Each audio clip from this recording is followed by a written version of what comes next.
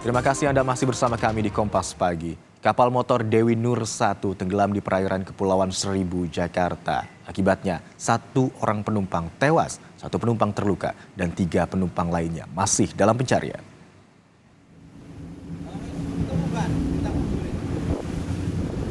Insiden terjadi pada Sabtu dini hari.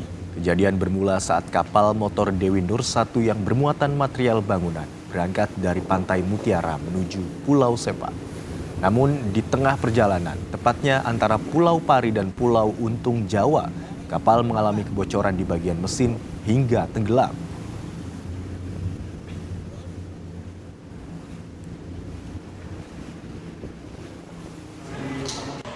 Saat kejadian, kapal motor Dewi Nur 1 juga membawa 15 penumpang. 1 penumpang ditemukan tewas, 1 penumpang terluka, dan 3 penumpang lainnya masih dalam pencarian. Sementara itu, 10 penumpang lain selamat setelah sempat terombang-ambing di laut dan kemudian dievakuasi oleh tugboat yang sedang melintas.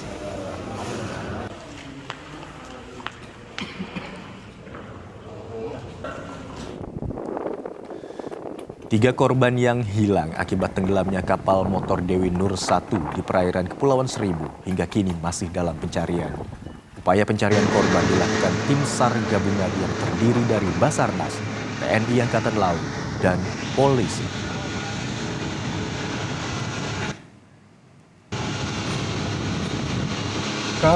Kru kapal dan penumpang itu sekitar jumlahnya 15 orang berusaha menyelamatkan diri mereka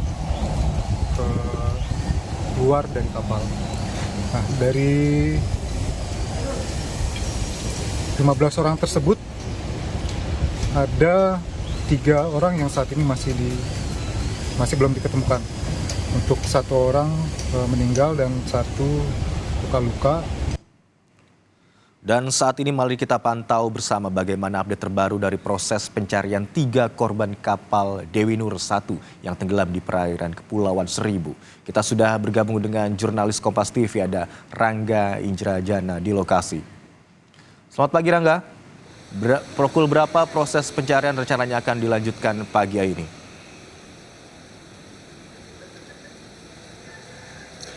Baik ya, selamat pagi Imron dan Saudara. Untuk proses pencarian pada pagi hari ini, rencananya Basarnas akan melakukan briefing pagi terlebih dahulu pada pukul 7 waktu Indonesia Barat. Briefing ini akan dilanjutkan dengan proses pencarian yang akan mencapai 12 mil dari lokasi pos Basarnas. Dari informasi yang kami terima, dari pihak Basarnas sendiri ada 15 personil yang dikerahkan untuk memantau dan juga melakukan proses pencarian.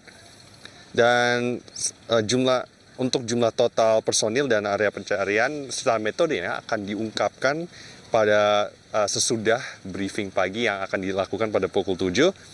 Sementara itu untuk operasi SAR sendiri secara keseluruhan akan dilaksanakan untuk dalam waktu 7 hari ke depan untuk tahap pertama. Imron?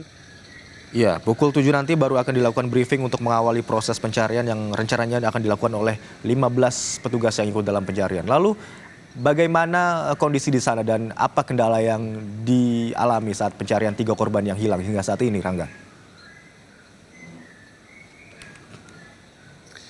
Ya Imron, untuk kondisi dan serta kendala yang dihadapi oleh tim SAR gabungan pencarian ini, ada antara lain adalah kendalanya cuaca dan gelombang tinggi yang dilaporkan oleh BMKG. Dari informasi yang kami dapatkan dari Basarnas, BMKG menyebutkan bahwa ada risiko gelombang tinggi selama 24 jam ke depan, yakni dari pukul 7 waktu Indonesia Barat tanggal 20 Agustus, yakni hari ini, hingga 21 Agustus pukul 7 waktu Indonesia Barat. Selain itu, BMKG juga melaporkan ada kecepatan angin mencapai 8 hingga 25 knot.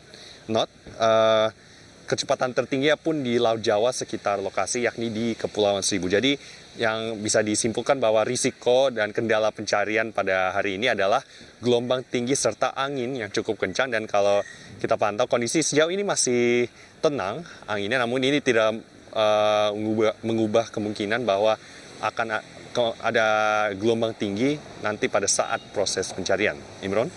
Dari 15 penumpang kapal, 1 orang ditemukan meninggal dunia. Kemudian 3 orang masih dalam pencarian, 10 orang selamat, dan ada 1 orang yang hingga kini masih menjalani perawatan di rumah sakit. Lalu bagaimana dengan kondisi dengan korban yang saat ini masih menjalani perawatan di rumah sakit, Rangga?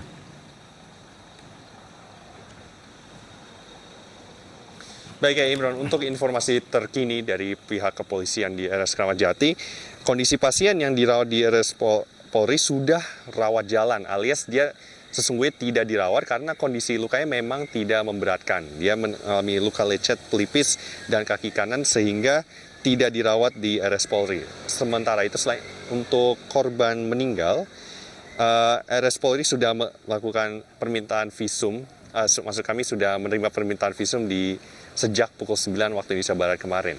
Nah, untuk sementara itu untuk pencarian korban tenggelam, seperti yang sudah disebutkan tadi, memang kendalanya adalah angin dan gelombang tinggi, sehingga apabila pencarian memang terus akan dilakukan bagi para korban tenggelam ini, namun efektivitasnya dikhawatirkan bisa berkurang akibat kondisi cuaca terkini. Imron?